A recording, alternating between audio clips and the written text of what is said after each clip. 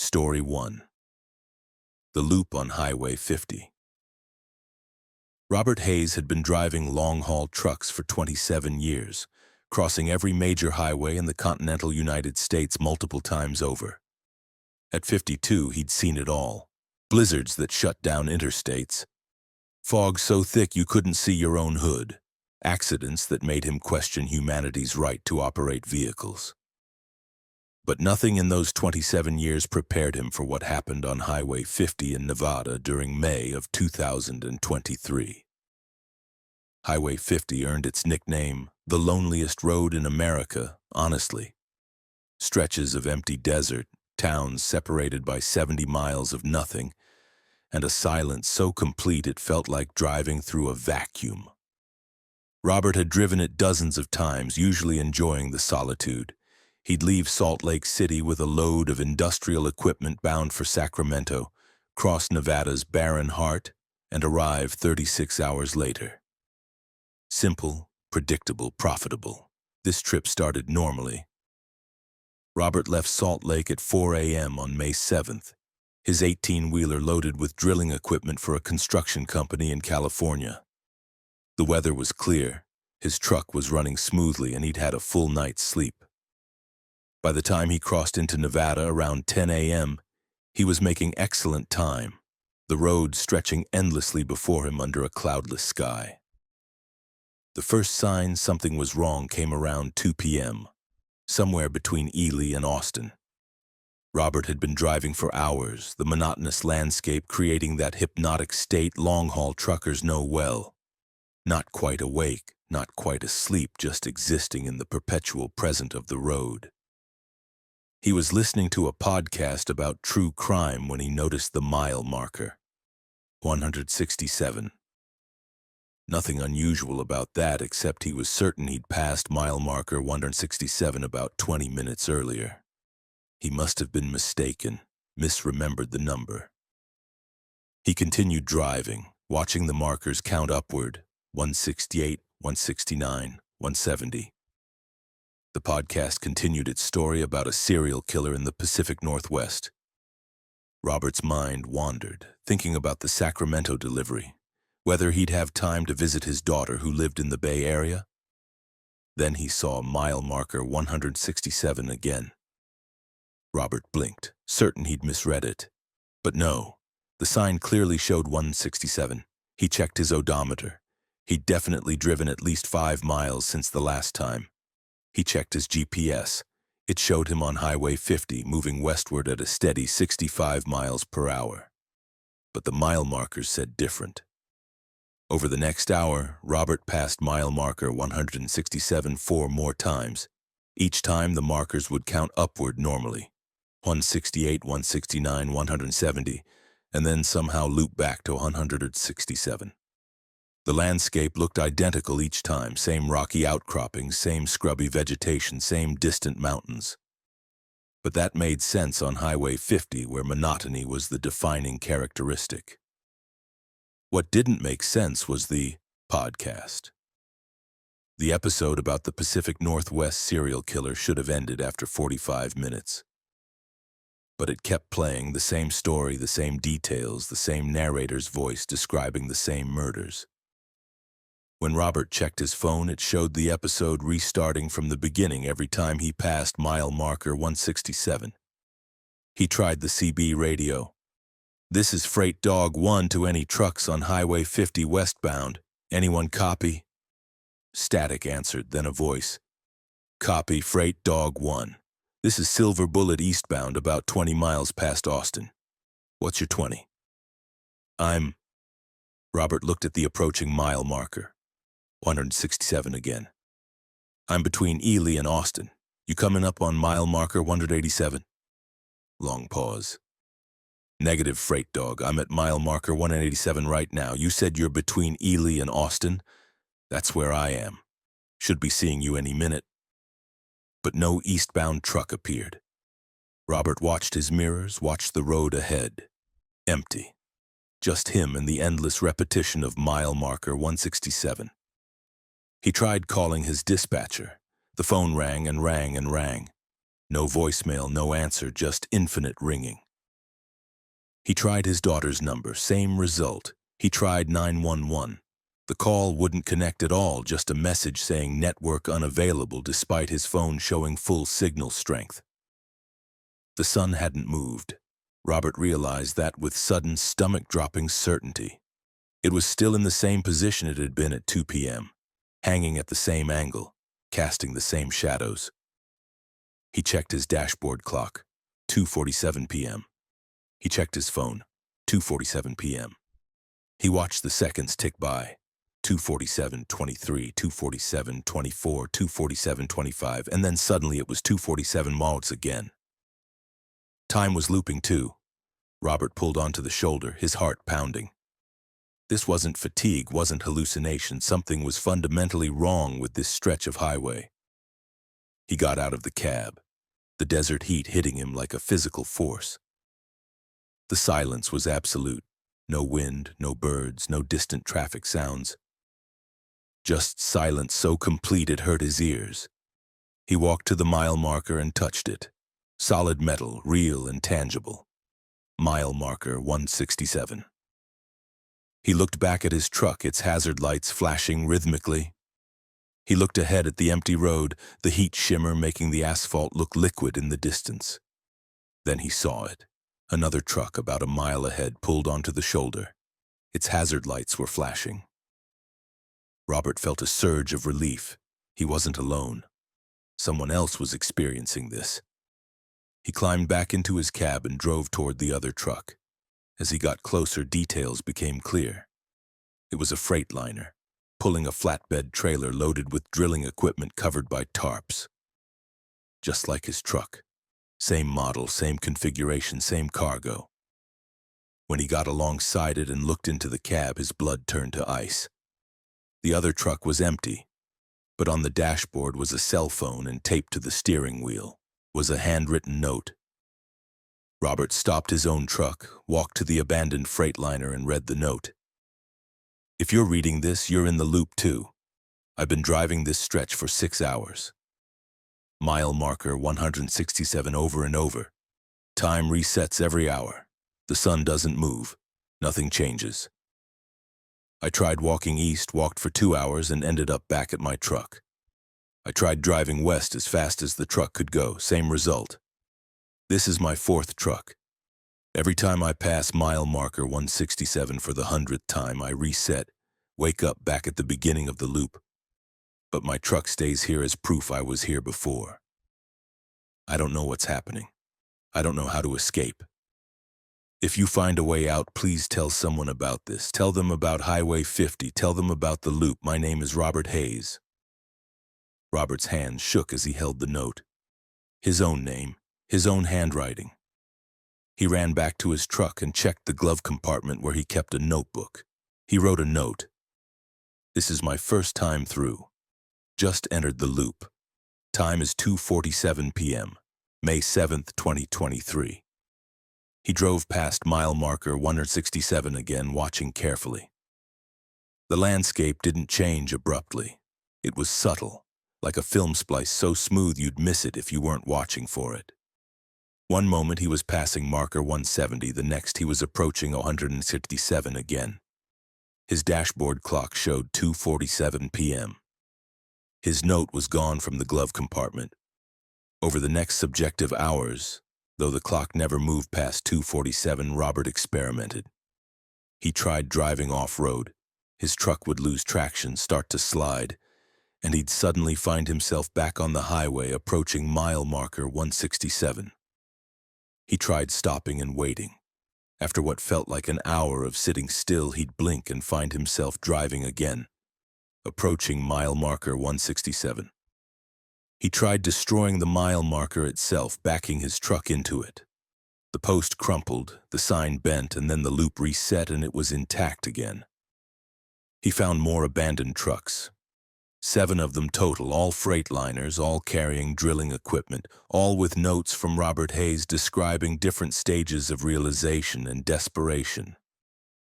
The notes painted a disturbing picture. He'd been looping for days, weeks maybe, each reset erasing his short-term memory but leaving the abandoned trucks as archaeological evidence of his previous attempts to escape. The seventh note was different. The handwriting was shaky, barely legible. Stop trying to escape. That's what keeps you here.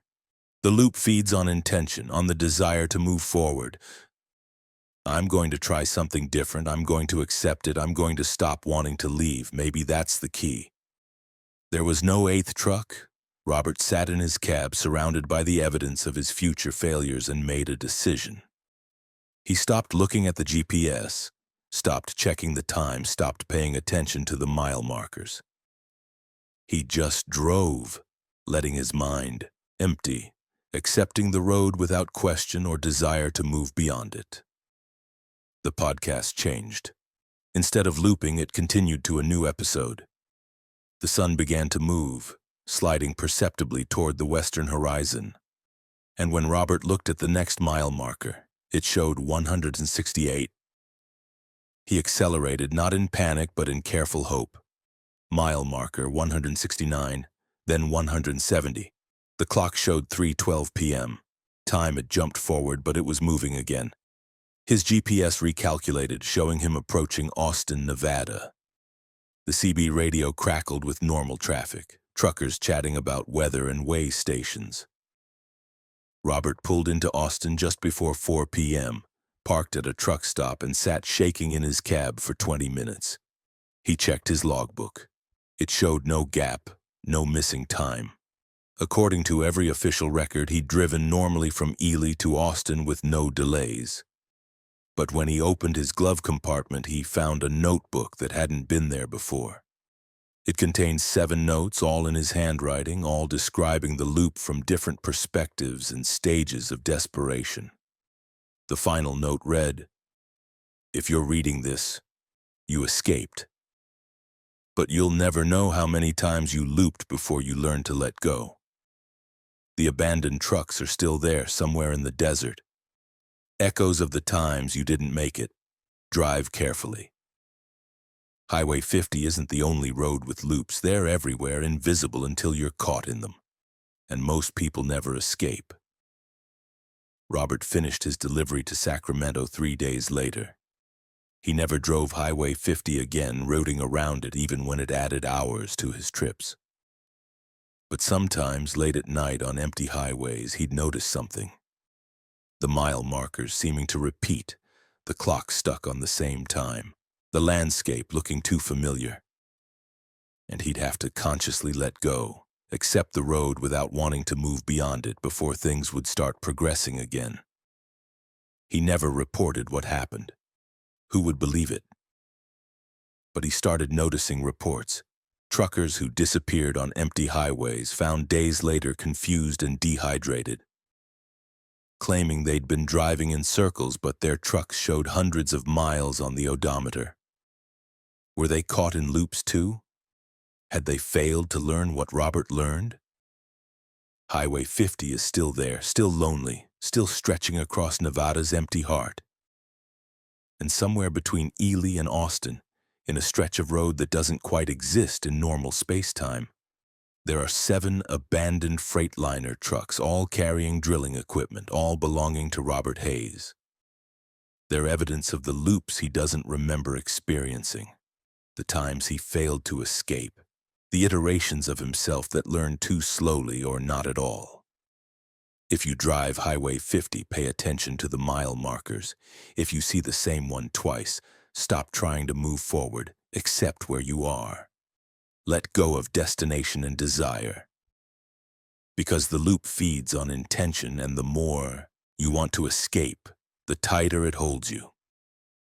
Robert Hayes learned that lesson eventually, but his abandoned trucks suggest he learned it 7 times before it finally took. And some truckers never learn at all. Story 2. The Girl at Rest, Stop 47. Patricia Sullivan had been driving commercial trucks for 19 years, specializing in overnight routes when she could get them. At 44, she preferred the night driving. Less traffic, cooler temperatures, and a certain peace that came with moving through darkness while the rest of the world slept. She'd driven from Atlanta to Chicago hundreds of times, knew every rest stop, every truck stop, every way station between the two cities. The route was profitable, predictable, and safe. Until September of 2022, when Rest Stop 47 in southern Indiana became anything but safe. The rest stop sat on I-65 about 40 miles north of Louisville, a standard state facility with bathrooms, vending machines, parking for trucks and cars, and picnic tables that nobody used. Patricia had stopped there countless times over the years, usually around 3 a.m. when her bladder demanded attention and coffee consumption finally caught up with her. The facility was well lit, clean, and generally empty at that hour, except for the occasional trucker or late-night traveler. On September 14th, Patricia pulled into Rest Stop 47 at 3:17 a.m., her rig loaded with auto parts bound for a warehouse outside Chicago. The parking lot was empty except for one sedan, a dark blue Honda that looked like it had been there a while. Patricia parked her truck, grabbed her coffee thermos for a refill, and headed toward the restroom building. That's when she saw the girl. She stood near the building entrance, maybe 16 or 17 years old, wearing jeans and a light jacket despite the September chill. Her dark hair hung loose around her shoulders, and she was staring at Patricia with an expression that was difficult to read. Not quite fear, not quite pleading, but something desperate. "Excuse me," the girl said as Patricia approached. "Do you have a phone I could use?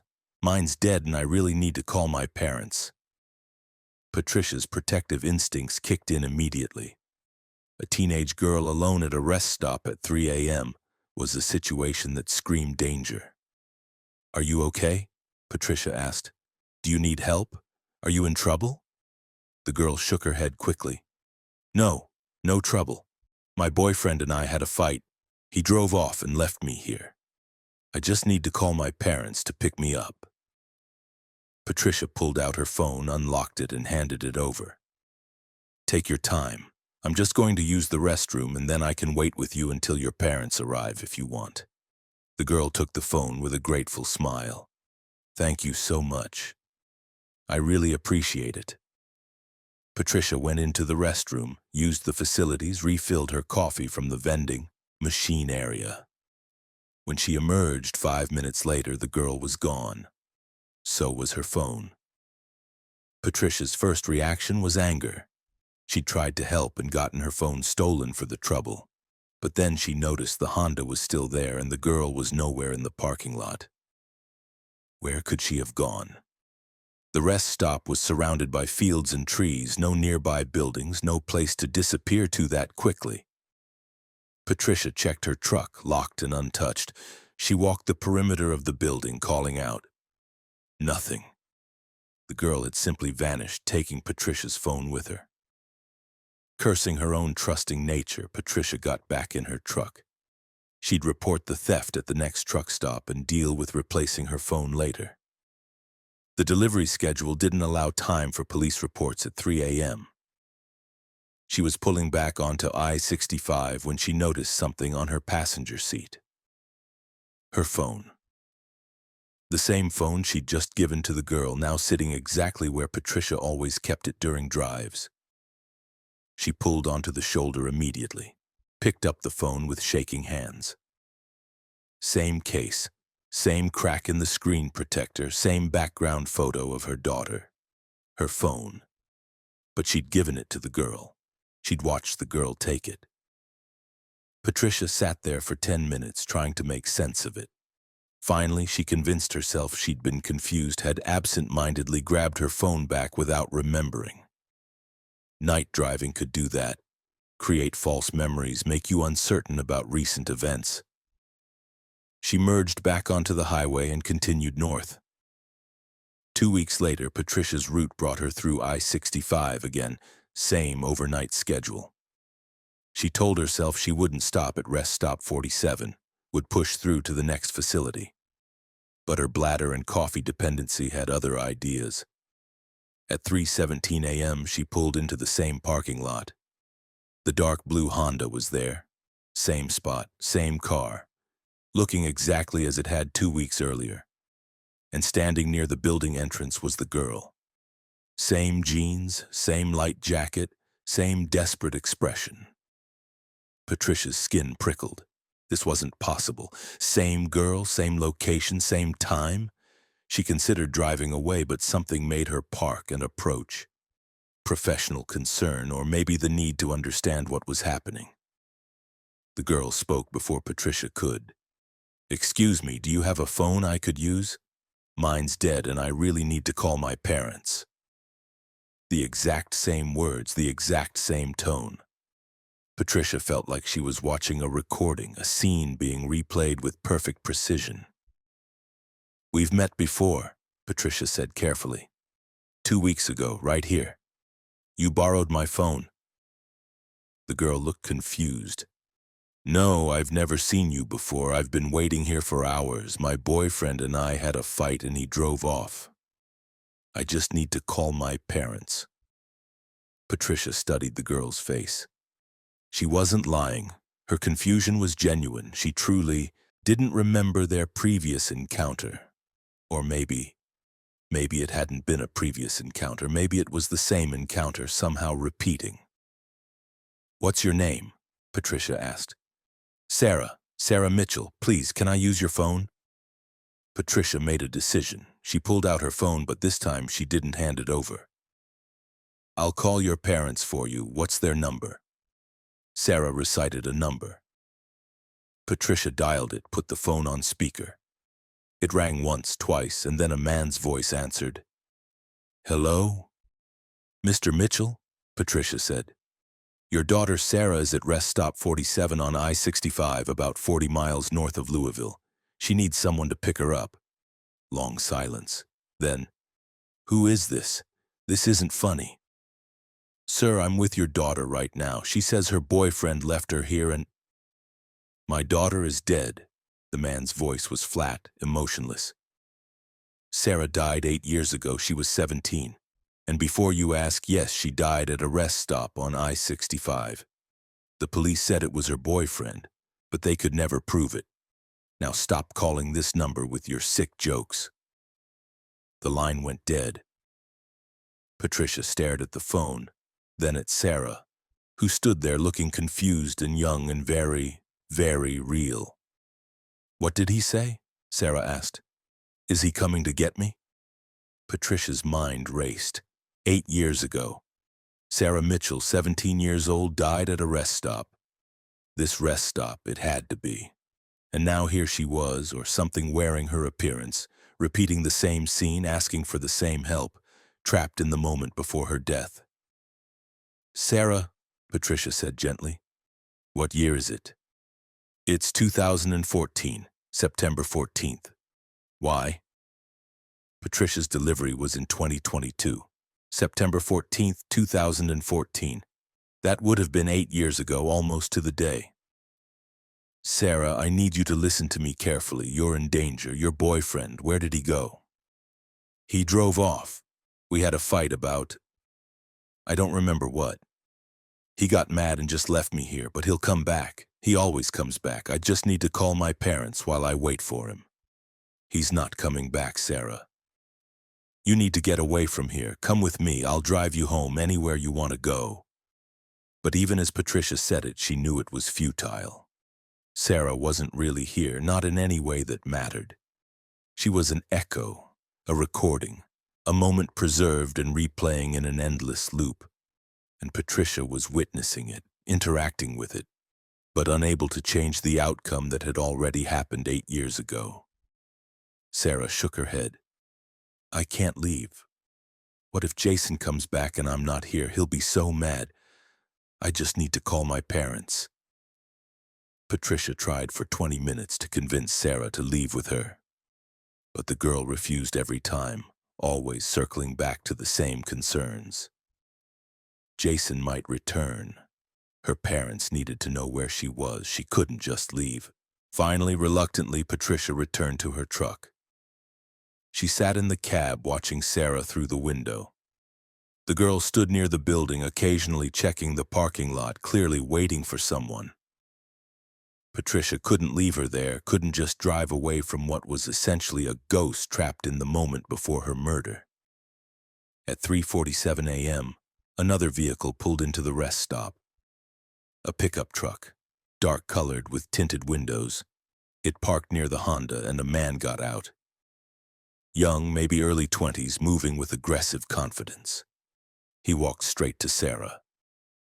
Patricia couldn't hear their conversation, but the body language told the story. The man, Jason, presumably was angry. Sarah was defensive, then apologetic. The interaction escalated quickly. Jason grabbed Sarah's arm, pulling her toward his truck. Patricia was out of her cab in seconds, running toward them. "Hey, leave her alone!" Jason turned toward Patricia's voice, and that's when Sarah bolted. She ran toward the trees that bordered the rest stop, disappearing into the darkness. Jason started after her, then looked back at Patricia's approaching form. He made a choice, jumped into his truck, and sped out of the parking lot, tires squealing. Patricia reached the spot where Sarah had been standing, then looked toward the trees where the girl had vanished. She grabbed her flashlight and searched the wooded area for 30 minutes, but found nothing. No sign of Sarah, no indication where she'd gone. Finally, exhausted and confused, Patricia returned to her truck.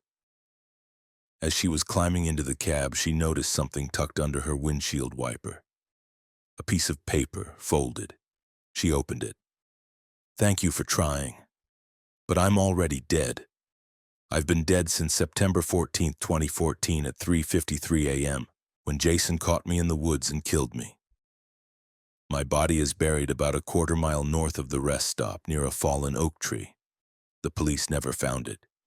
My parents never knew what happened to me. Every night at 3:17 a.m., I repeat the last 36 minutes of my life, waiting for someone to change the outcome. You tried. You did more than anyone else who stopped here. But some things can't be changed. Please tell my parents what happened. Tell them Jason killed me. Tell them I'm buried near the fallen oak. Let them have closure. That's all I want now." Sarah. Patricia reported everything to the Indiana State Police the next day. She gave them the location Sarah had described, the dates, the name Jason, everything. A week later, they found Sarah Mitchell's remains exactly where the note had indicated. DNA confirmed the identity. Jason Hendricks was arrested 3 days after that. He'd been living in Ohio under a different name, and evidence in his current residence linked him to Sarah's murder. Patricia never stopped at Rest Stop 47 again. She'd reroute, add an extra hour to her trips, anything to avoid that particular facility. But other truckers still stopped there, especially late at night. And some of them report seeing a teenage girl near the building entrance around 3:17 a.m., asking to borrow a phone, desperate and confused and trapped in a moment she can't escape. The police found Sarah's body. Her parents got closure. Jason Hendricks is serving life without parole. But Sarah is still there, still repeating those final 36 minutes, still asking for help that comes too late. Because some echoes don't fade, even when the story ends. Some moments are so traumatic, so filled with fear and pain that they stain reality itself, replaying forever in an endless loop. Patricia doesn't drive nights anymore. She requested day routes, took a pay cut to avoid the 3 a.m. hours when the world feels thinner, when the boundary between past and present becomes permeable. She tells people it's about getting older, wanting better sleep. But the truth is simpler. She can't forget Sarah Mitchell's face, can't stop wondering how many other rest stops harbor similar echoes, how many other victims are trapped in their final moments, waiting for someone to witness their death and tell the world what happened. If you drive I-65 through southern Indiana and you stop at Rest Stop 47 around 3 a.m., pay attention. If you see a teenage girl asking to borrow a phone, help her if you can. But understand that you can't change what already happened.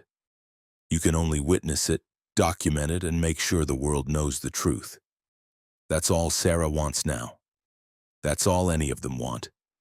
To be remembered, to have their deaths acknowledged, to let their families know what happened in those final terrible moments. Patricia gave Sarah that much. It's more than most ghosts ever get. Story 3. The Phantom Load. Marcus Webb had been an independent owner-operator for 15 years, running his own trucking business with just himself and his well-maintained Peterbilt. At 48, he prided himself on taking jobs other truckers wouldn't: odd cargo, strange hours, routes through difficult terrain. He made good money because he was willing to go anywhere and haul anything legal. In October of 2023, Marcus received a call about a cargo that seemed almost too good to be true. The dispatcher represented a pharmaceutical company that needed urgent transport from Boston to Seattle, a high-priority delivery of medical equipment that had to arrive within 72 hours. The pay was exceptional, nearly triple his usual rate, and the cargo was already packaged and ready for pickup. Marcus accepted immediately. He drove his empty trailer from his home base in Pennsylvania to a warehouse address in South Boston, arriving just after midnight on October 9th. The facility was unmarked, just a number on a nondescript building in an industrial area. A forklift operator loaded 6 large crates into his trailer, each marked with medical equipment, labels, and handling instructions. The paperwork seemed legitimate, and a warehouse supervisor handed Marcus a sealed envelope containing the delivery instructions and payment authorization. 3 days to Seattle, the supervisor said. No stops longer than necessary for fuel and rest. Keep the trailer locked at all times. Don't open the crates under any circumstances. Standard instructions for valuable cargo. Marcus signed the paperwork, locked his trailer, and headed west into the night. According to his GPS, the most direct route would take him through New York, Pennsylvania, Ohio, Indiana, and across the northern states to Seattle. 72 hours was tight but doable if he minimized stops and drove hard. The first indication something was wrong came in western Pennsylvania around dawn. Marcus stopped for fuel at a truck stop he'd used dozens of times before, pulled up to the pump and climbed out to swipe his fuel card. That's when he noticed his trailer looked different. Same trailer, same lock, but the paint seemed newer, shinier. And there was a logo he didn't recognize, a stylized medical symbol with text beneath it in a language that didn't look quite like any alphabet Marcus had seen. He walked around the trailer, checking the tires and lights as he always did during fuel stops. Everything functioned normally, but the sense that something had changed nagged at him. When he climbed back into his cab, his GPS showed something impossible. It indicated he was in western Montana, nearly to the Idaho border. Marcus checked the GPS 3 times, restarted it, checked his phone's maps. Both devices insisted he was in Montana, more than 1,500 miles west of where he should have been. But that was impossible. He'd only been driving for about 6 hours, and he definitely hadn't crossed into Montana. The landscape outside his windows was clearly Pennsylvania: rolling hills, deciduous trees showing fall colors, highway signs for towns he recognized. He called the number on the delivery instructions. A woman answered, "Kronos Transport. This is Marcus Webb. I'm hauling your medical equipment load to Seattle. I think there's something wrong with my GPS. Is the cargo secure?" the woman interrupted. "Yes, but..." "Have you opened any of the crates?" "No, but that's not..." "Then there's no problem. Continue to Seattle. You have 66 hours remaining." "Ma'am, my GPS is showing the wrong location. I need to verify the route because..." "The GPS is not wrong, Mr. Webb. You are exactly where you're supposed to be. Continue west. Do not deviate from the route. Do not open the trailer. Do not open the crates." She hung up. Marcus stared at his phone, then at the GPS. Montana. But he was in Pennsylvania. Except When he pulled back onto the highway, the first sign he passed read, "Welcome to Montana." The landscape hadn't changed abruptly. It had been subtle, like a film transition, so smooth he'd missed it. But the rolling hills were now mountains. The deciduous trees were now pines. The air felt different, thinner, drier, and his odometer showed he'd driven 1,147 miles since Boston, when his own memory insisted he'd driven maybe 400. Marcus's hands shook on the steering wheel. This wasn't possible. He hadn't lost consciousness, hadn't experienced missing time. He'd been driving continuously, fully aware, and somehow he'd crossed 1,500 miles in 6 hours. That would require average speeds over 250 miles per hour, which was physically impossible for an 18-wheeler. He considered stopping, calling the police, demanding an explanation. But the woman's voice on the phone had been so calm, so certain. "You are exactly where you're supposed to be." What did that mean? Was this some kind of experimental transport technology? Was his cargo more than just medical equipment? Marcus continued driving. He'd committed to the delivery, and the pay was too good to abandon over GPS weirdness. Maybe there was a logical explanation he just wasn't seeing. But the anomalies continued. He'd drive for what felt like 2 hours, and his clock would show 10 minutes had passed. Or he'd blink and suddenly be 100 miles further along his route than he should be. Rest stops appeared and disappeared. He'd see signs for facilities ahead, but when he reached their location, nothing would be there. Other trucks on the road seemed to move at impossible speeds or remain frozen in place for minutes at a time. And there were the towns that didn't exist. Marcus passed exit signs for cities that weren't on any map.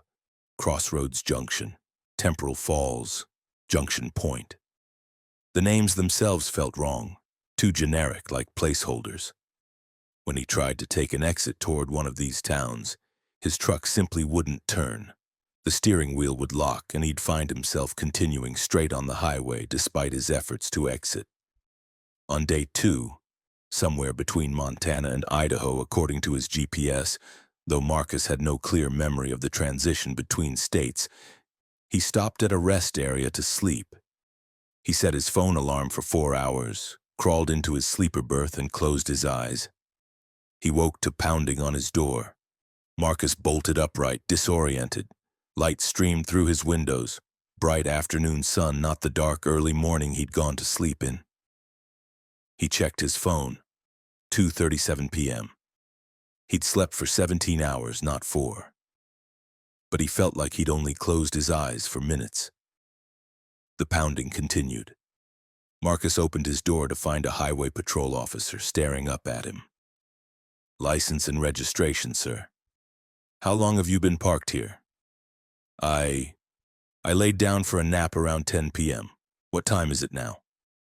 "It's 2:37 p.m. You've been here for 16 hours. This facility has a maximum stay of 4 hours. I'm going to need to see your logbook as well." Marcus handed over his documents and logbook with shaking hands. The officer examined them, his expression growing confused. "Sir, according to your logbook, you left Boston 2 days ago and you're currently in eastern Washington. But this rest area is in western Idaho. Your logs don't match your location or timeline." "I know," Marcus said quietly. "Nothing about this trip matches anything. My GPS shows me in places I shouldn't be. I'm covering distances faster than possible. Time isn't working right." The officer stared at him for a long moment.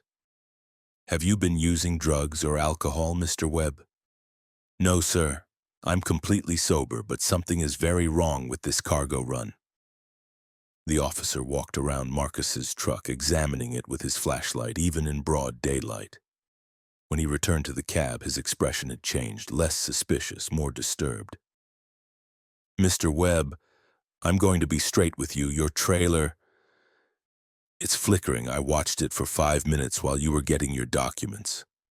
The paint, the logos, even the tires, they change every few seconds. cycling through different designs and states of wear. It's like watching a dozen different trailers occupying the same space. Marcus climbed down from his cab and joined the officer at the trailer. At first, he saw nothing unusual, just his standard silver trailer with the strange medical logo. But as he watched, the officer was right. Subtle flickers, reality hiccuping. The trailer shifting between different versions of itself. The changes were fast, maybe a few frames at a time, but undeniable once you knew what to look for. "What are you hauling?" the officer asked. "Medical equipment, at least that's what I was told. 6 crates, sealed and locked. I was instructed not to open them." "I think you need to open them right now." Marcus pulled out his keys, but when he approached the trailer lock, something strange happened. The distance between him and the trailer seemed to stretch like the space itself was elastic. He walked forward but never got closer. The officer experienced the same thing. They could circle the trailer, touch its sides, but neither could reach the rear doors or the lock. "This is beyond me," the officer said, backing away. "I'm calling this in. Federal authorities need to see this." But when he tried to use his radio, it produced only static. His cell phone wouldn't connect. Marcus's phone was the same, full signal strength but unable to complete any calls except to the Kronos transport number. "Continue to Seattle," the same woman's voice said when Marcus called. "You have 38 hours remaining. The phenomena you're experiencing are normal for this type of cargo. Do not attempt to access the crates. Do not allow others to access the crates. Deliver to the Seattle address as instructed." "What the hell am I carrying?" Marcus demanded. "Time-sensitive materials, Mr. Webb, very literally. Time-sensitive. The cargo exists partially outside normal space-time, which creates the effects you're experiencing. This is why the pay rate is so high. Very few drivers can handle this type of transport." "You didn't tell me it would be like this. You didn't warn me." "Would you have taken the job if we had? The cargo must reach Seattle within the designated window or the temporal stabilization will fail. If that happens, the effects you're experiencing will become permanent. Your truck, your trailer, and you yourself will become untethered from normal time, existing in all moments and no moments simultaneously. I strongly suggest you continue driving." The call ended. Marcus turned to the highway patrol officer, but the officer was gone. No patrol car, no sign he'd ever been there. Marcus walked the rest area, calling out, but found no one. The other vehicles that had been parked when he woke up were gone too. He was alone in a rest area that felt abandoned, even though the facilities were clean and clearly maintained. He had no choice. Marcus climbed back into his cab and continued driving. The journey to Seattle took another day by his clock, though his GPS and odometer told different stories, showing times and distances that didn't match his experience. He passed through landscapes that shifted without transition. Mountains became desert, became forest, became coastline. Other vehicles appeared and disappeared like ghosts.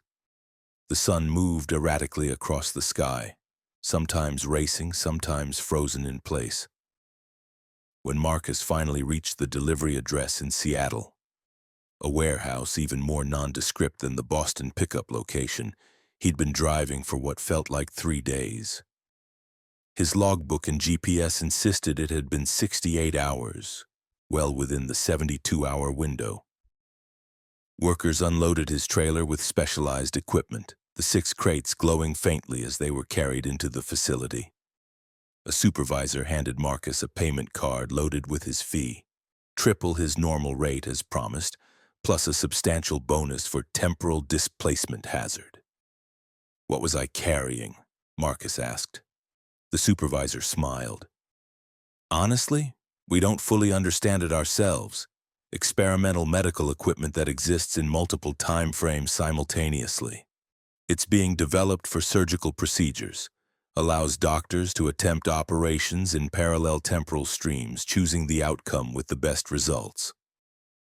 But transporting equipment like that requires special conditions. It creates a bubble of temporal instability around itself, which is why you experienced the phenomena you did. You did well, Mr. Webb. Not many drivers can handle temporal cargo without breaking down. Marcus drove his empty trailer back east, and the return journey was completely normal. No time skips, no flickering reality, no impossible distances, just a regular cross-country drive that took the expected 5 days. But Marcus couldn't shake the experience. He'd been carrying equipment that broke time, that existed in multiple moments simultaneously, and being near it had pulled him partially into that impossible state. For 3 days, he'd driven through a world where distance and duration had lost their meaning, where cause and effect became suggestions rather than laws. The pay was incredible. When Kronos Transport called 6 weeks later with another temporal cargo job, Marcus almost said yes. The woman on the phone assured him they had other loads, regular shipments, excellent pay for drivers who could handle the unique challenges. Marcus thought about it for 3 days before declining. The money was tempting, but the cost was too high. He'd experienced what it felt like to be untethered from normal time, to exist in multiple moments simultaneously, to have reality itself become uncertain. And the supervisor's parting words haunted him. Not many drivers can handle temporal cargo without breaking down. How many drivers had taken these jobs before him? How many had handled the temporal instability poorly? Were they still out there somewhere, stuck in the timeless spaces between moments? Driving highways that existed in all times and no times, trying to deliver cargo that would never arrive because arrival implies a definite moment, and they no longer existed in definite moments? Marcus stuck to conventional cargo after that. Normal loads, normal routes, normal time. But sometimes, late at night on empty highways, he'd see trucks that didn't look quite right, flickering between states, moving at impossible speeds, there and not there simultaneously. Other temporal cargo shipments, maybe, or the ghosts of drivers who'd failed to deliver before the stabilization failed, now trapped forever in that untethered state. He'd give them distance, move to a different lane, try not to look too closely. Because Marcus Webb had learned something during those 3 days hauling time-sensitive materials. Reality is more fragile than we think, held together by consensus and consistency. Break that consistency and you risk falling through into spaces where the rules don't apply, and some drivers never find their way back. Story 4. The Road That Moves. Jennifer Kowalski had been driving commercial trucks for 12 years, and she thought she knew every major highway and back road between the East Coast and Midwest. At 39, she specialized in time-sensitive deliveries, the kind where 15 minutes late meant contract penalties.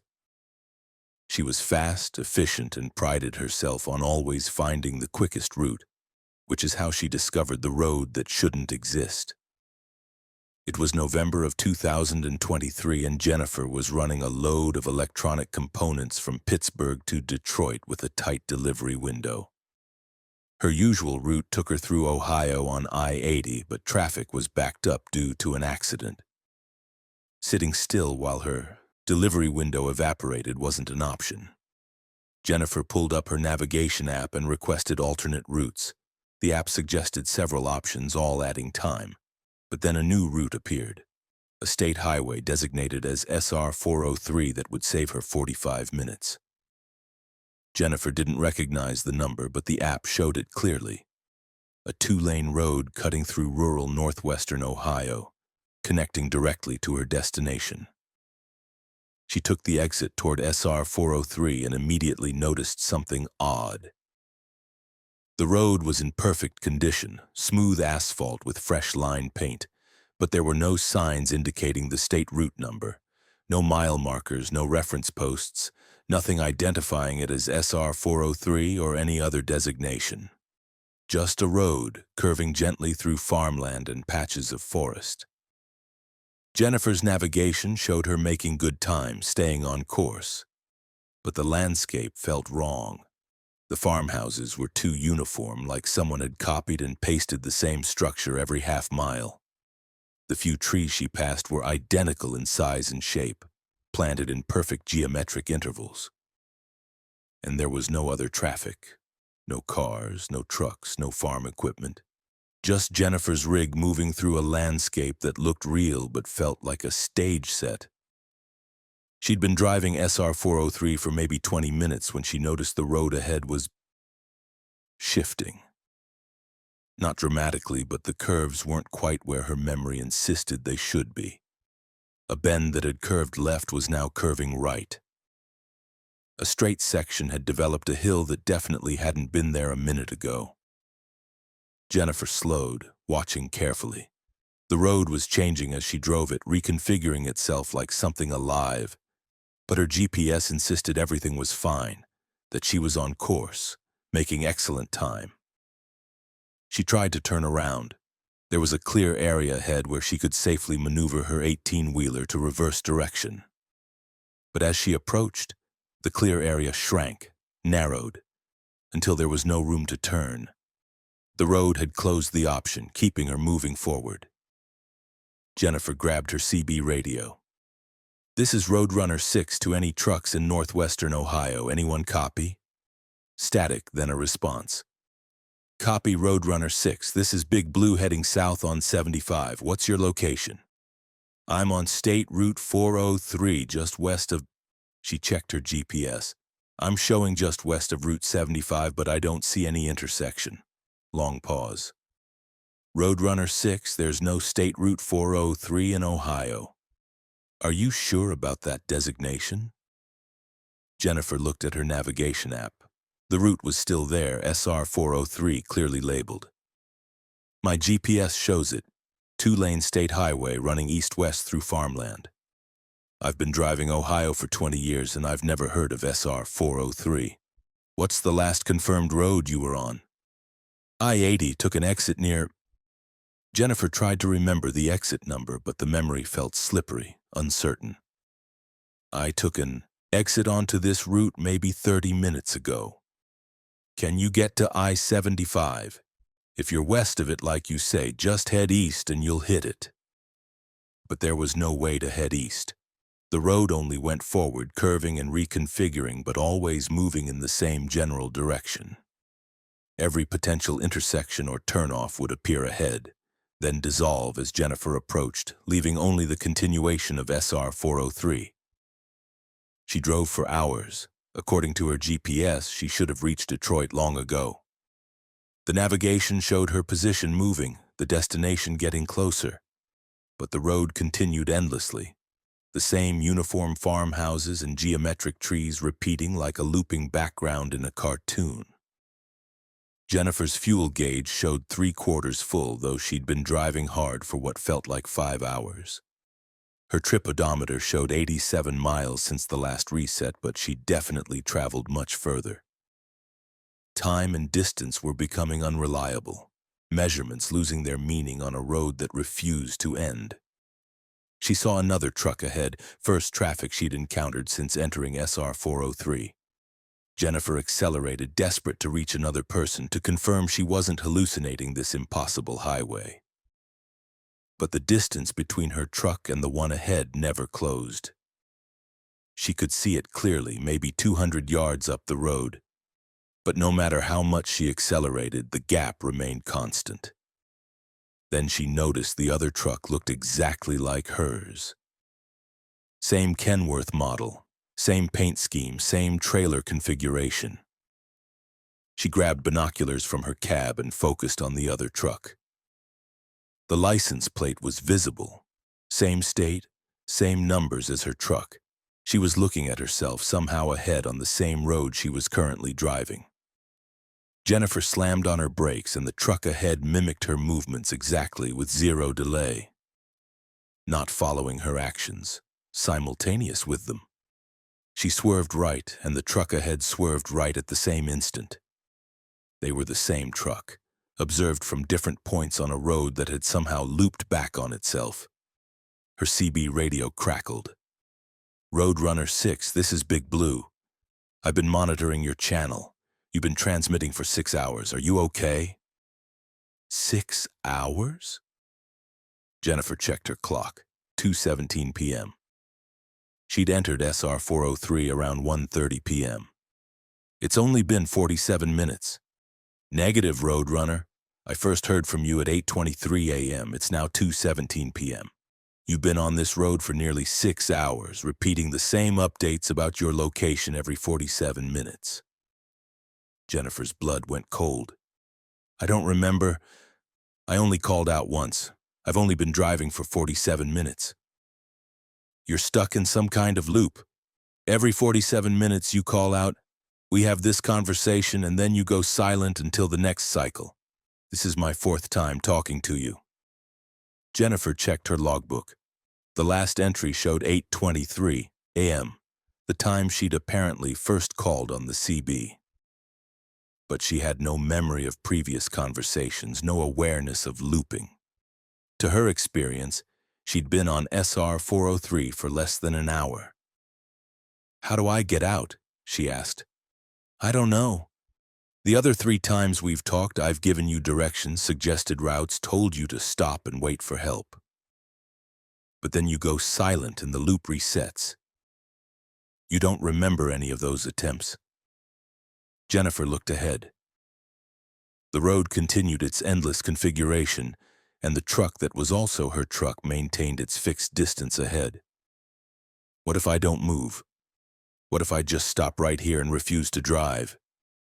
You tried that. Second loop, you stopped for what you said was 20 minutes.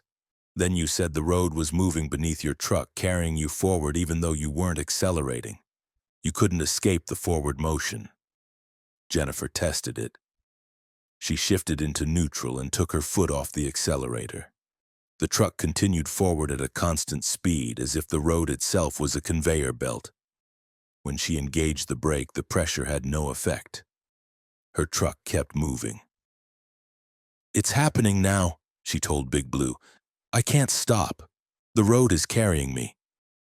Then you need to break the loop somehow. Change something fundamental about the route or your behavior. Jennifer thought desperately. The road reconfigured to prevent any deviation. Time and distance were unreliable. The landscape repeated in perfect loops. What could she change? Then she remembered. Her cargo. She was carrying electronic components, specialized equipment bound for Detroit. What if the cargo itself was relevant? What if something in the load was creating or sustaining this impossible road? She pulled over, or tried to. The steering wheel fought her, the truck resisting any movement toward the shoulder. But Jennifer was strong and stubborn. She forced the wheel hard right, and finally the truck left the pavement, bouncing across the shoulder until it lurched to a stop in a field. The world flickered. For just a moment, Jennifer saw something else. A different landscape, urban and decayed, buildings that looked abandoned, a sky that was the wrong color. Then the farmland snapped back. But the glimpse had been enough. The perfect uniform landscape wasn't real. It was a projection, a facade over something else. Jennifer climbed out of her cab and walked to her trailer. She unlocked it and pulled open the doors. Inside were the crates of electronic components exactly as they'd been loaded in Pittsburgh. But now she noticed something. One crate had a logo she recognized from research articles. A tech company that specialized in experimental navigation systems, AI-driven routing software, advanced GPS technology. She opened that crate. Inside, nested in foam, was a device roughly the size of a car battery, covered in cooling fins and blinking LEDs. A label read, Prototype Route, Optimization System, do not activate during transport. The device was warm to the touch and actively running. Jennifer found a power button and pressed it. The LEDs went dark. The device spun down with a declining whine, and SR 403 disappeared. Jennifer stood in a field beside I-75, her truck parked on the actual shoulder of a real marked highway. The farmland was gone, replaced by normal Ohio landscape, irregular, messy, real. Traffic moved past her on the interstate. A sign indicated she was 30 miles south of Toledo, roughly where she should have been if her original route had worked. Her CB crackled. "Roadrunner 6, this is Big Blue. Holy hell, you just appeared on I-75. 1 second, empty highway, next second there's your truck. What happened?" "I broke the loop," Jennifer said, staring at the device in her hands. The cargo was creating it, an experimental navigation system that doesn't just calculate routes. It creates them.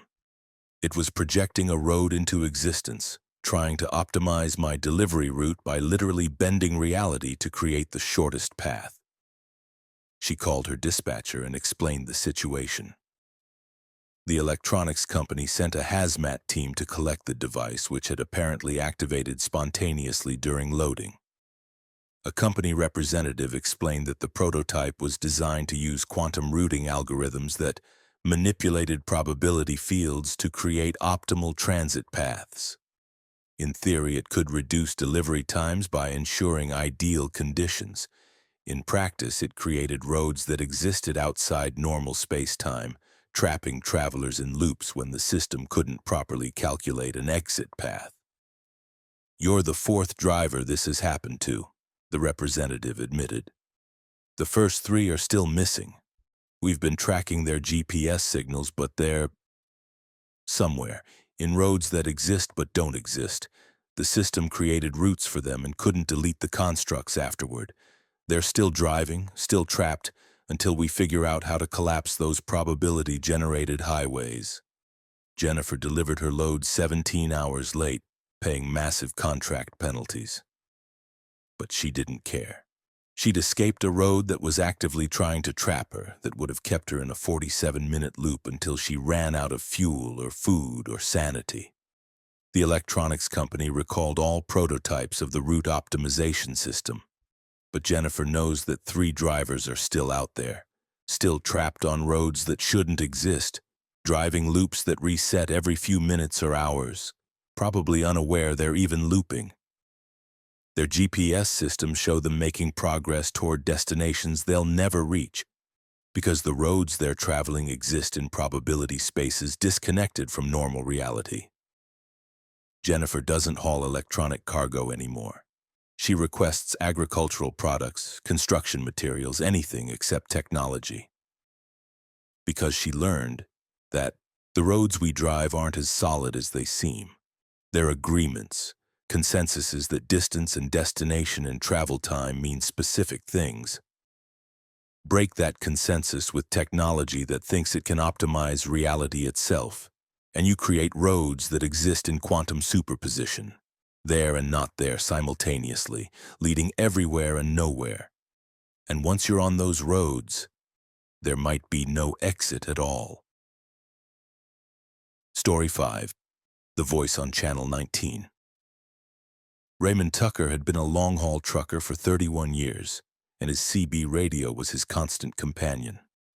At 57, he knew every trucker handle on the major routes, recognized voices from thousands of miles away, and participated in the endless conversations that made lonely highway hours pass faster.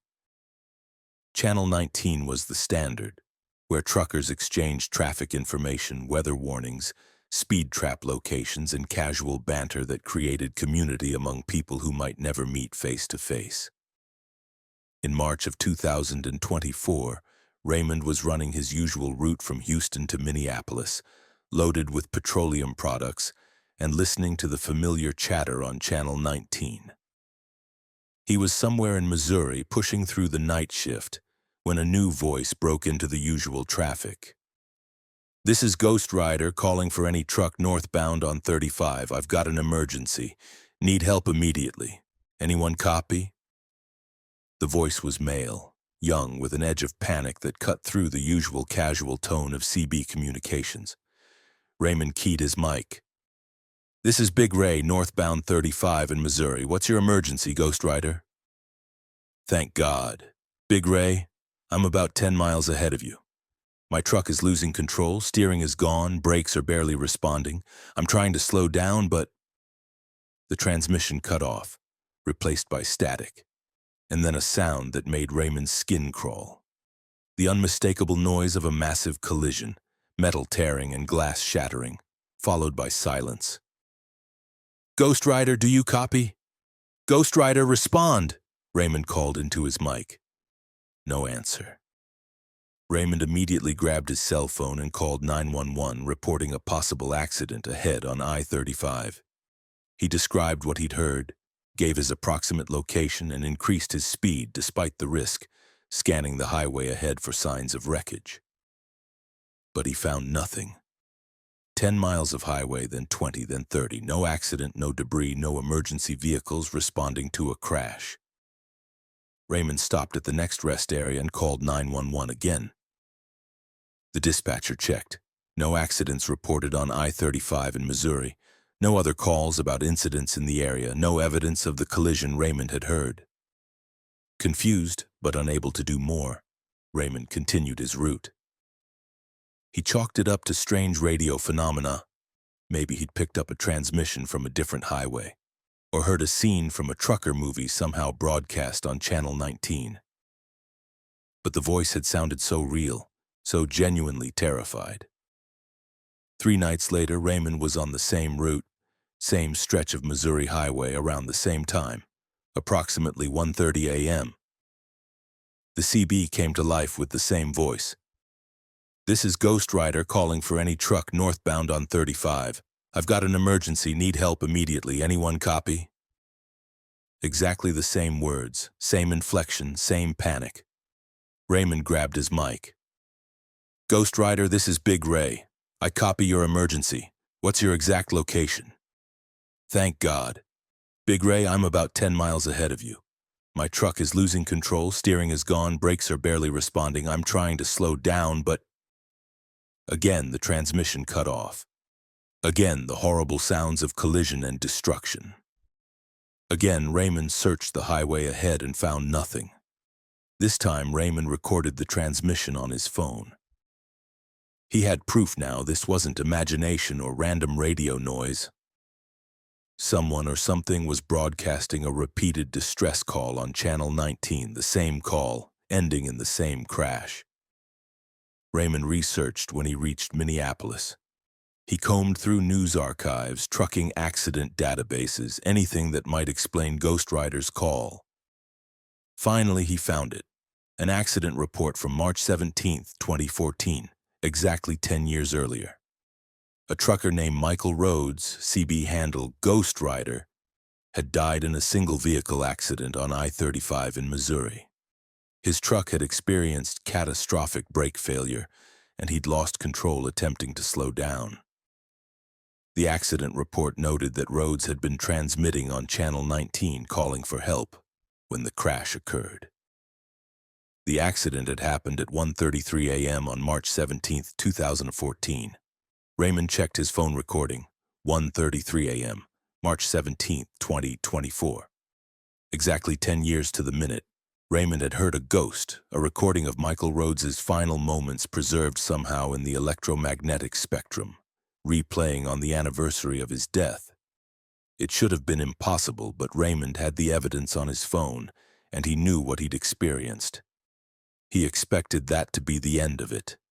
A strange phenomenon, explainable as some kind of atmospheric or radio anomaly that replayed the transmission once per year. But the next week, running his route again, Raymond heard Ghost Rider's call. Not on the anniversary, just a random Wednesday night. Same transmission, same crash, same horrifying end. And then it started happening every time Raymond drove that stretch of I-35. Every single trip at random times of day or night, Ghost Rider would call for help, and Raymond would hear him die. The transmission became a recurring nightmare, an echo that wouldn't fade, a death replaying on loop for Raymond's benefit. Other truckers didn't hear it. Raymond would be on Channel 19 listening to normal chatter about traffic and weather, and Ghost Rider's call would break in. But when Raymond asked if anyone else had heard the emergency, other drivers would say no. They'd heard only the regular traffic conversation. Ghost Rider was calling specifically to Raymond somehow, his distress signal targeted at one listener. Raymond tried changing channels. He'd switch to channel 17 or 21, and Ghost Rider's call would follow, breaking into whatever channel Raymond was monitoring.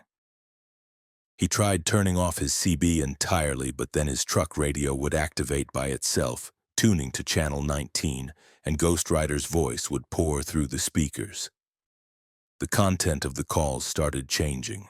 Initially, it was always the same message, word for word identical. But after several weeks, variations appeared. "Big Ray, I'm about 10 miles ahead. My steering is gone. Why didn't you help me? Why didn't you stop me from crashing? Big Ray, I've been calling for help for 10 years. Where were you? Why didn't anyone come? Big Ray, I'm still here. I'm still in the truck. I can't get out. It's been 10 years and I can't get out of the wreckage." The transmissions were becoming more directed, more accusatory, as if Ghost Rider blamed Raymond personally for his death. But that was impossible. Raymond had never heard the original distress call in 2014, hadn't been on I-35 that night, couldn't have helped even if he'd wanted to. Raymond tried to respond during one of the calls. "Ghost Rider, this is Big Ray. I wasn't there in 2014. I couldn't have helped you. You died before I ever heard your call." The response came immediately. "Then why can I see your truck? Why am I always 10 miles behind you? I've been following you, Big Ray, following you for months. I can see your lights ahead of me. Why won't you stop?" Raymond's blood turned to ice. He checked his mirrors. Empty highway behind him, just darkness. But Ghost Rider insisted he was there, 10 miles back, following Raymond's truck through the night. The transmissions continued every trip, growing more disturbing. "Big Ray, my truck never stopped crashing. I hit the embankment in 2014 and I'm still hitting it over and over, an endless loop of collision and death. And you're always ahead of me. I follow your lights, try to reach you, try to get you to help me, but I can never catch up. How are you always 10 miles ahead? How do you keep that distance no matter how fast I drive?" Raymond consulted with a trucker friend who was into paranormal phenomena. The friend listened to Raymond's recordings, which now numbered dozens, each showing Ghost Rider's voice clearly, despite other truckers insisting they heard nothing unusual on Channel 19 during those times. "He's trapped," the friend said. "Some kind of psychic or spiritual echo bound to the moment of his death. And for whatever reason, he's fixated on you. Maybe you remind him of someone he knew. Maybe your truck looks like one he remembers. Or maybe it's random. You're just the person who happened to notice his call, who responded when he cried for help, even though he died decade before you heard him." "How do I make it stop?" Raymond asked. "You don't. Echoes like this don't stop. They repeat until the energy dissipates, and for something as traumatic as a violent death, that could take decades, centuries, maybe forever." But Raymond couldn't live with Ghost Rider's voice in his truck every single trip. The calls were affecting his sanity, making him paranoid, disrupting his sleep. He'd find himself checking mirrors constantly, convinced he'd see headlights of a ghost truck 10 miles behind him. He'd avoid I-35 entirely, routing around Missouri, but Ghost Rider would still call, now claiming to be on whatever highway Raymond traveled. "I've been following you to Oklahoma, Big Ray. I'm 10 miles behind you on Route 40. I followed you through Kansas, Big Ray. I'm 10 miles behind you on I-70. The ghost wasn't tied to I-35 anymore. He was tied to Raymond, following him anywhere he went, always 10 miles behind, always calling for help, always dying. Raymond finally stopped trucking entirely. He sold his rig, retired early, moved to a house in suburban Dallas. He thought it would end. No more truck, no more CB radio, no more long highways for Ghost Rider to follow. But on quiet nights, Raymond hears it anyway. His car radio will activate spontaneously, tuned to channel 19 on a CB frequency it shouldn't be able to receive, and Ghost Rider's voice fills his vehicle. "Big Ray, I'm still behind you. I've been following you for 10 years. I followed you home. I'm parked outside your house, Big Ray. I've been parked here since you stopped driving, waiting for you to help me. My steering is gone. My brakes have failed. I'm crashing, Big Ray. I've been crashing for 10 years and you're the only one who hears me. Please help me. Please make it stop." Raymond had his house blessed, hired paranormal investigators, tried everything to break Ghost Rider's connection. Nothing works. The calls continue, always claiming to be 10 miles away, always asking for help, always ending in the horrible sounds of collision and death. Raymond doesn't drive anymore. He takes buses, taxis, rides with friends. Because he knows that if he gets behind the wheel, if he starts moving through distance and space again, Ghost Rider will follow. 10 miles behind, forever approaching but never arriving, trapped in an eternal moment of brake failure and loss of control. Other truckers still use Channel 19. They exchange their traffic updates and weather warnings, tell their jokes and share their stories. And none of them hear Ghost Rider. He's calling only to Raymond, only to the one person who heard his distress and responded, who acknowledged his death, who gave his echo something to fixate on. Raymond's recordings are available online if you know where to look. You can hear Ghost Rider's voice, hear the panic and the crash, hear the way the transmissions changed over months from simple repetition to targeted messages. Some paranormal enthusiasts claim the recordings show evidence of genuine supernatural phenomena. Skeptics insist it's elaborate hoax. But Raymond knows the truth. He hears it every few days, transmitted to his phone, his car radio, any device capable of receiving signals. Ghost Rider is still out there, still 10 miles behind, still following the trucker who made the mistake of answering his call. And he'll keep following until one of them finally stops. Either Raymond dies and joins Ghost Rider in whatever electromagnetic limbo he inhabits, or the echo finally dissipates after spending its energy across decades of repeated distress calls.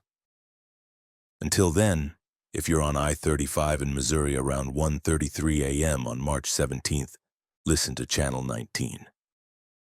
You might hear Ghost Rider's original call, the actual transmission from 2014 preserved in radio waves and replaying on its anniversary. And if you respond, if you acknowledge his distress, be prepared. Because echoes need listeners to exist, and once you hear them, they might start calling specifically to you, following you, asking why you didn't help, why you didn't stop them from dying. Raymond Tucker learned that lesson the hard way. Now he's trying to warn others. Don't answer distress calls on Channel 19 if they sound wrong, if they include details that don't match current reality, if the voice has that hollow quality of something recorded and replayed. Don't give the ghosts something to fixate on. Don't become their audience, because once you answer, they'll keep calling. Forever. Story 6. The truck stop that doesn't close. Daniel Park had been driving commercial trucks for 8 years, running mostly regional routes through the Southeast. At 34, he developed a mental map of every decent truck stop, diner, and rest area between Florida and Virginia. He knew which places had the best coffee, which ones to avoid due to poor security, and which facilities stayed open 24 hours for drivers working odd schedules like his. But in April of 2023, Daniel discovered a truck stop he'd never seen before, despite having driven the same routes for nearly a decade. He was running a late-night delivery from Jacksonville to Charlotte, taking back roads to avoid construction on I-95. Around 2 a.m., somewhere in rural Georgia, his fuel gauge dropped to a quarter tank. He needed diesel soon, but this route was sparse. Small towns, limited services, nothing open at this hour. Then his GPS showed a truck stop ahead. Pete's 24-hour fuel and food, exit 17B. Daniel didn't remember any exit 17B on this particular route, but fuel was fuel. He took the exit, which curved through pine forest, before opening onto a well-lit facility that looked like it belonged in the 1980s. Older-style pumps, a diner with neon signs, even a small motel attached. The parking lot held maybe a dozen trucks, all older models that Daniel associated with photos from trucking magazines 20 or 30 years ago. But they looked well-maintained, not abandoned or antique. Drivers moved between vehicles in the diner, normal activity for a late-night truck stop. Daniel pulled up to a diesel pump. The price display showed 1.47 per gallon, absurdly low, less than half the current national average. He assumed the display was broken, that the actual price would appear when he started pumping. He swiped his card, but the reader didn't recognize it. A speaker crackled. "Cash only, friend. Pay inside." Daniel walked to the main building. The interior matched the exterior, dated but clean, with a counter, racks of travel supplies, and a connected diner where several truckers sat eating. The attendant behind the counter was an older man, maybe 70, wearing a uniform shirt embroidered with Pete. "Pump 4, diesel," Daniel said, pulling out his wallet. "That'll be $41 for 28 gallons, Pete said. Daniel did the math. That matched the $1.47 per gallon price. "Your display must be wrong. Diesel is over $3 per gallon everywhere." Pete smiled. "Not here. We keep our prices reasonable. Too many places gouge drivers nowadays. We remember when trucking was an honest profession." Daniel paid the cash, unsettled by the strange conversation but grateful for the cheap fuel. As Pete counted change, Daniel noticed the calendar on the wall. April 1987. He pointed to it. "Your calendar's a bit out of date." Pete glanced at it. "Is it? We don't pay much attention to dates here. Every day is pretty much the same." Daniel returned to his truck and finished fueling. The pump showed exactly 28 gallons, and when he checked his fuel gauge, it showed full. But something was wrong. His truck's computer system had turned off. The dashboard display was blank, the GPS dead. Even his phone had powered down. He tried to restart everything, and gradually the systems came back online, but his GPS showed no signal, and his phone couldn't find a network. He decided to get back on the highway. But when he tried to leave the truck stop, he couldn't find the exit. He drove around the parking lot twice, looking for the entrance road he'd used coming in. It wasn't there. The truck stop was surrounded by pine forest on all sides, no roads leading in or out except for the internal driveway loop. Daniel parked again and walked back into the main building. Pete was still behind the counter reading a newspaper. Daniel noticed the newspaper date, April 23, 1987. "I can't find the exit," Daniel said, trying to keep panic out of his voice. "How do I get back to the highway?" Pete lowered his newspaper. "You leave when you're ready to leave, when it's your time." "What does that mean?" "I need to get back to the main road. I have a delivery to make." "Do you?" Pete asked gently. "Or is that just something you remember wanting to do?" Things get confused here. Time doesn't work the same way. Daniel looked around the diner. The truckers sitting there were eating, talking, normal behavior. But he noticed they were having the same conversations, literally the same words repeated in loops. One driver telling a story about a load to California, finishing the story, then starting it again from the beginning.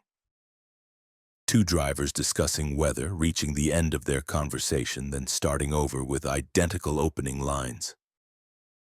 "What is this place?" Daniel asked. "Pete's 24-hour fuel and food," Pete said. "Been here since 1987. We'll be here forever, probably.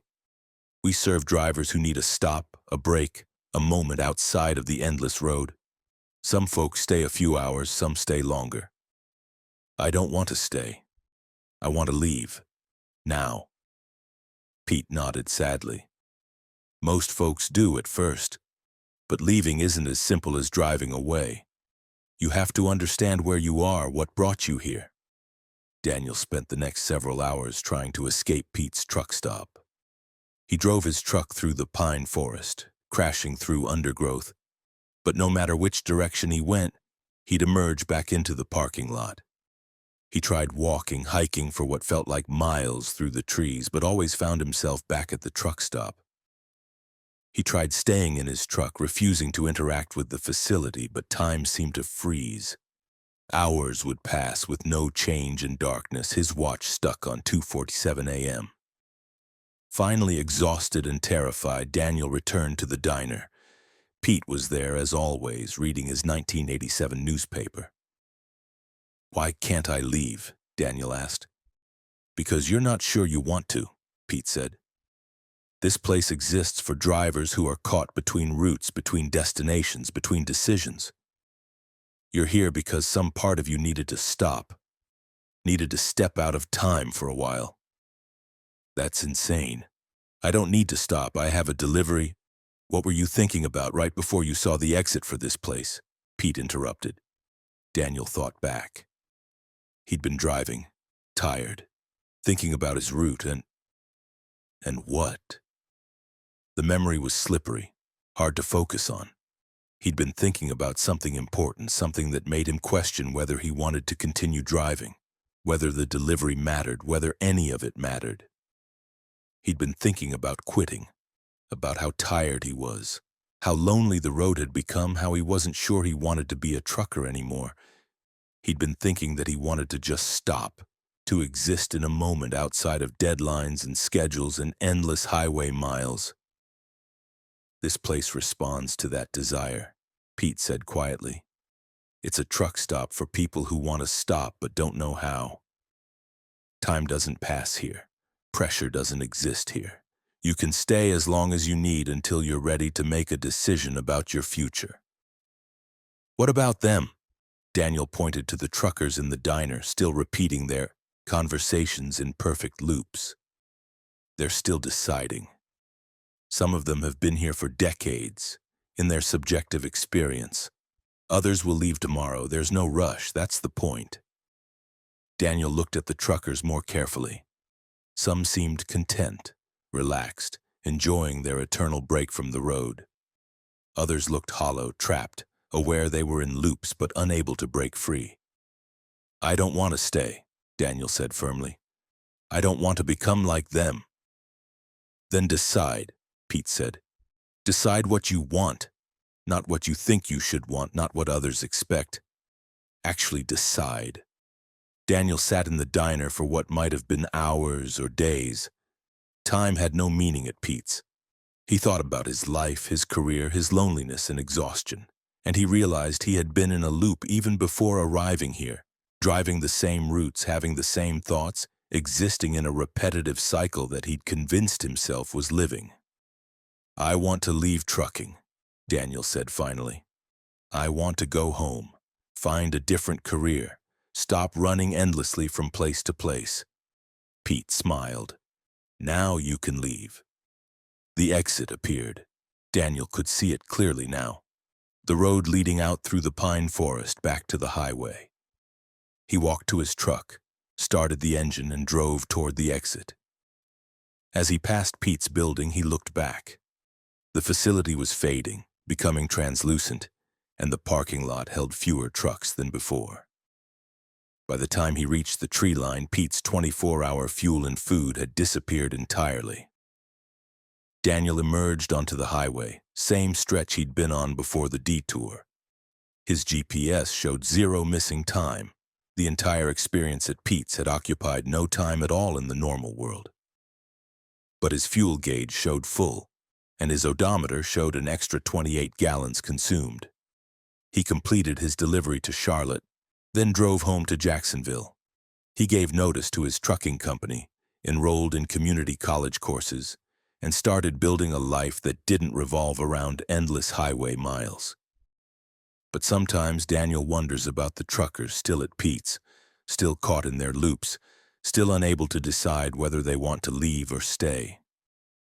He wonders if they'll eventually make their choices or if some of them will remain there forever, existing in a 1987 that never ends, serving as permanent residents of a truck stop outside of time. If you're driving rural Georgia late at night, feeling exhausted and questioning your life choices, be careful. You might see an exit you don't recognize, a truck stop that looks oddly dated, a facility offering fuel at 1987 prices.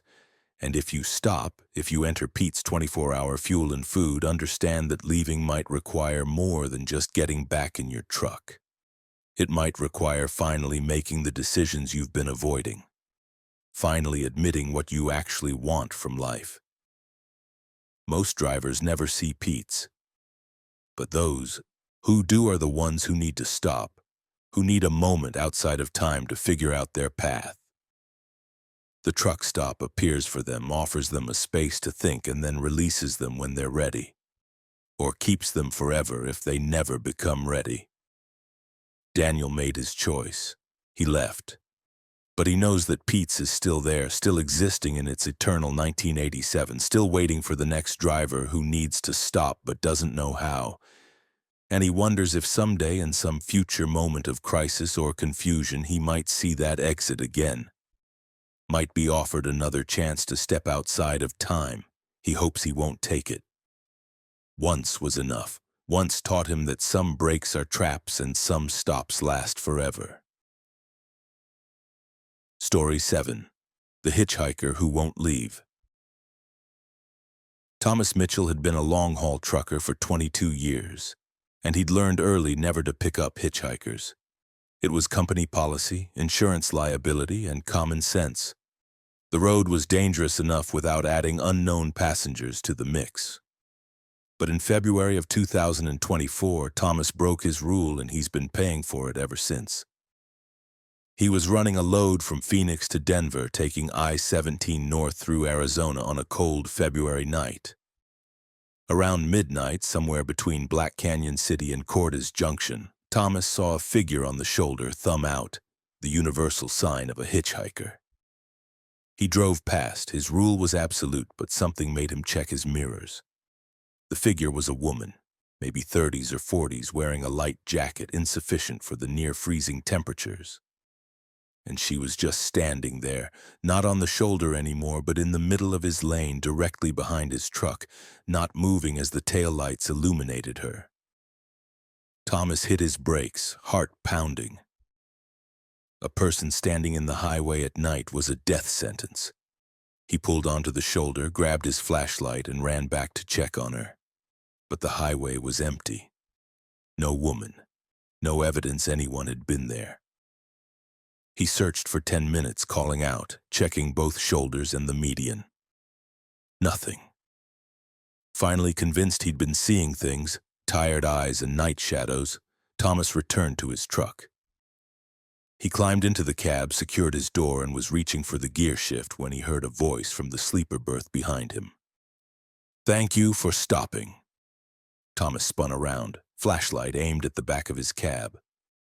The woman was there, sitting on his bed, still wearing that insufficient jacket, looking at him with an expression that was grateful and sad simultaneously.